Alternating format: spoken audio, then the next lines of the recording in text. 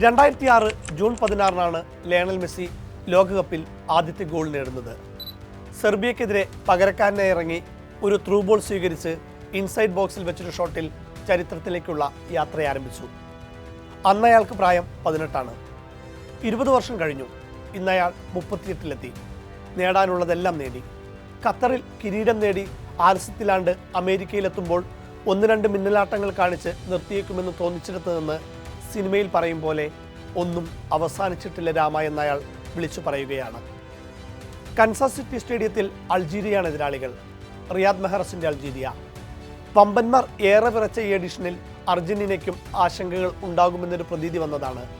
മത്സരത്തിന് മുന്നോടിയായി നടന്ന പ്രീ മാച്ച് പ്രസ് കോൺഫറൻസിൽ അൾജീരിയൻ മാനേജർ പെറ്റ്കോവിച്ച് പറയുന്നുണ്ട്, ലയണൽ മെസ്സിക്കെതിരെ ഞങ്ങൾക്ക് പ്ലാൻ എയും പ്ലാൻ ബിയും ഉണ്ട്. ഏത്? മെസ്സിക്കെതിരെ. ഈ ലോകകപ്പിലെ ട്രയോണ്ട പന്തിന് പ്രത്യേകതകൾ ഒരുപാടുണ്ട്. അത് പന്തിൻ്റെ വേഗതയും ദിശയുമെല്ലാം കൃത്യമായി രേഖപ്പെടുത്തും. പക്ഷേ മെസ്സിയുടെ കാലിൽ നിന്ന് പുറപ്പെടുന്ന പന്തിൻ്റെ ദിശ മനസ്സിലാക്കാനുള്ള സാങ്കേതിക വിദ്യ ഇനിയും കണ്ടുപിടിക്കേണ്ടിയിരിക്കുന്നു.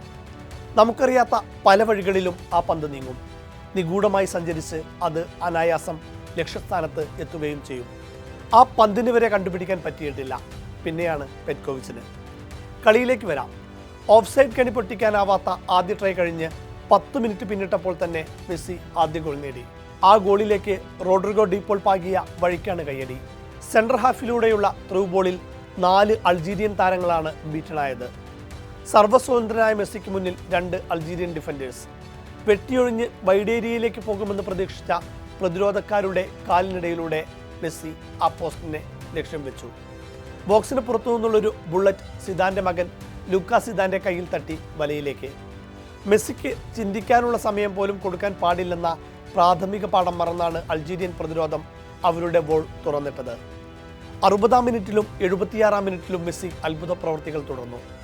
മക്കലിസ്റ്ററുടെ ഒരു കാർപ്പറ്റ് ഷോട്ട് ലൂക്ക തട്ടിയകറ്റി. മെസ്സി തന്നെ യാത്രയാക്കിയാൽ മതിയെന്ന വാശിയിൽ ആ പന്ത് കാത്തിരുന്നു. മെസ്സി അനായാസം റീബൗണ്ടും ലക്ഷ്യത്തിലെത്തിച്ചു. അപ്പോൾ കമന്റേറ്റർമാർ പറയുന്നുണ്ടായിരുന്നു, ലോകകപ്പിൽ മെസ്സിക്കൊരു ഹാട്രിക് ഇല്ലെന്ന്. 16 മിനിറ്റിന് ശേഷം 20 വാര അകലിൽ നിന്ന് തൊടുത്തൊരു ഷോട്ടിലൂടെ മെസ്സി ഹാട്രിക് പൂർത്തിയാക്കി. ലോകകപ്പിൽ ഇതുവരെ ഹാട്രിക് ഇല്ലെന്നൊരു ആക്ഷേപം ചിലർക്കെങ്കിലും ഉണ്ടായിരുന്നു. ആ കടവും മെസ്സി തൻ്റെ ലാസ്റ്റ് ഡാൻസിലൂടെ വീട്ടി. 3-ൽ 2 ബോക്സിന് പുറത്തു നിന്നായിരുന്നു. ലോകകപ്പിലെ ആകെ ഗോളെണ്ണത്തിൽ തൻ്റെ മുന്നിലെത്തിയ എംബാപ്പിയെയും റൊണാൾഡോ നസാരിയെയുമെല്ലാം മെസ്സി പിന്നിലാക്കി. ഒറ്റയ്ക്ക് മുന്നിലുണ്ടായിരുന്ന മിറോസ്ലാവ് ക്ലോസയ്ക്ക് ഒപ്പവുമെത്തി. 27-കാരൻ കിലിയൻ എംബാപ്പയും 25-കാരൻ എർലിംഗ് ഹാലൻഡും ഡബിൾ അടിച്ച രാവാണ് കടന്നുപോയത്. ശേഷം ഇറങ്ങിയ 38-കാരന് മോശമാക്കാൻ പാടില്ലല്ലോ. അയാൾ ഹാട്രിക് തന്നെ അടിച്ച് പിള്ളാരെ വീണ്ടും അപമാനിച്ചു. മെസ്സിയുടെ 2ാം ഗോളിന് ശേഷം സിനദിൻ സിദാനെ ക്യാമറ കണ്ടുപിടിക്കുന്നുണ്ട്. അയാളുടെ മുഖത്ത് എന്തൊക്കെയോ ആശങ്കകൾ ഉരുണ്ടുകൂടിയത് വ്യക്തമായിരുന്നു. മെസ്സിയുടെ പ്രൈം ടൈം കണ്ട സിസു ചിലപ്പോൾ ചിന്തിക്കുകയാകും, മെസ്സിയുടെ കാലിന് ഇത്ര നാളായും തളർച്ചയില്ലേ എന്നും മെസ്സിയുടെ ഫുട്ബോൾ ബുദ്ധിക്ക് ഇടിവുണ്ടാവാത്തതെന്നും. ഗോളടിച്ചത് ശരി തന്നെ. ഇന്നയാളുടെ ബോൾ റിക്കവറികൾ ശ്രദ്ധിച്ചോ? പിന്നിലേക്ക് നന്നായി ഇറങ്ങി മിഡിനെയൊക്കെ നന്നായി സഹായിച്ച് ഓടി നടന്ന് കളിക്കുന്ന മെസ്സി. അൾജീരിയൻ മിഡിൻ്റെ പിന്നാലെയോടി ആ പന്ത് പിടിച്ചെടുക്കുന്ന മെസ്സി. ഹാട്രിക് പൂർത്തിയാക്കിയ ശേഷം സ്കലോണി മെസ്സിയെ പിൻവലിക്കുന്നുണ്ട്. ആ സമയം കൊണ്ട് കാൽപന്താരാധകർക്ക് നൽകാവുന്നതിൻ്റെ സകല ആനന്ദവും മെസ്സി നൽകിയിരുന്നു. കൻസാസ് സ്റ്റേഡിയത്തിലെ 70,000-ഓളം വരുന്ന കാണികൾ നൽകിയ സ്റ്റാൻഡിംഗ് ഒവേഷൻ ആ പ്രതിഭയ്ക്കുള്ള ആദരമായിരുന്നു. അമേരിക്കയിൽ ഇനി എന്താണ് മെസ്സിയും അർജന്റീനയും ബാക്കി വെക്കുന്നതെന്നറിയില്ല.